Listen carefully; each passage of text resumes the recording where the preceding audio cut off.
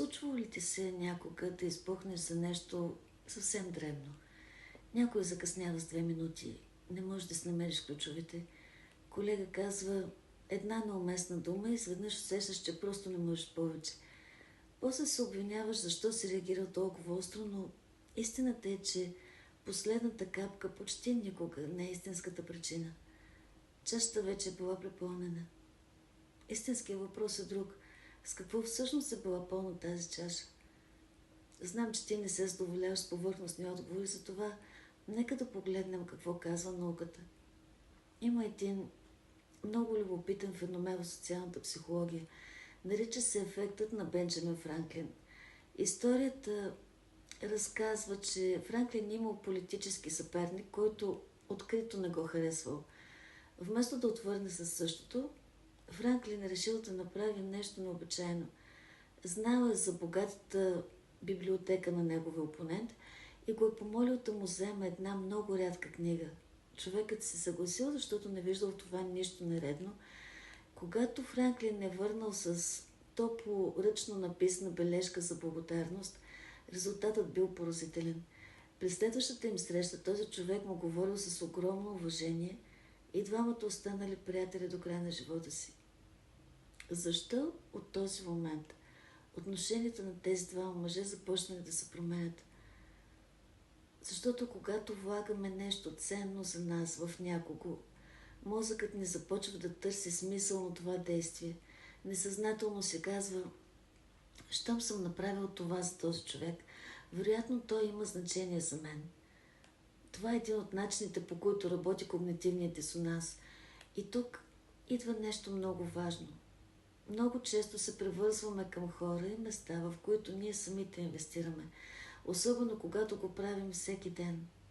Малко по малко.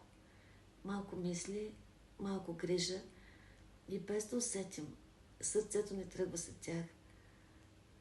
Това само по себе си не е проблем. Проблемът започва тогава, когато инвестираме най-ценните си ресурси там, където няма взаимност. В отношения, които постоянно ни изтощават, в кауза, която отдавна изгубила смисъл, в дейност, която постепенно ни изцежда и колкото повече даваме, толкова по-трудно можем да се откажем. Защото умът ни не иска да приеме, че всичко вложено до сега може да е било напразно. В психологията това е известно като ефекта на потъналите разходи. Започваме да влагаме още и още, защото вярваме, че сега нещата ще се променят. И това ни кара да правим още компромиси със себе си, да наливаме още усилия, за да спасим изгубената кауза.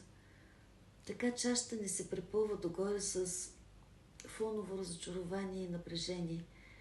И когато се появи онази малка последна капка в ежедневието, ние експлодираме, защото всъщност ни боли за липсата на ответност. Затова, когато следващия път усетиш, че чашата ти прелива си, задай въпроса: къде през последните месеци отиваха най-много от моето време, мисли и грижа и какво носи това? Живот или изтощение? Това ще ти помогне да спреш да ги подаряваш на места и хора, които не умеят да ги ценят. Защото нашето внимание е ограничен ресурс. Нашата грижа също. Затова избираме къде ги даваме. И днес ще те оставя с една мисъл. Сърцето ни постепенно тръгва след място, в което влагаме своето време и грижа. Затова избирай внимателно къде ги инвестираш. С смелостта, с която пазиш вътрешния си мир, можеш да пренасочиш тези ресурси там, където те ще донесат плод, смисъл и радост. Пожелавам ти го от сърце. Благодаря ти, че бяхме заедно в това разсъждение. Сподели ми в коментарите коя част от това видео те накара да се замислиш най-много. До скоро!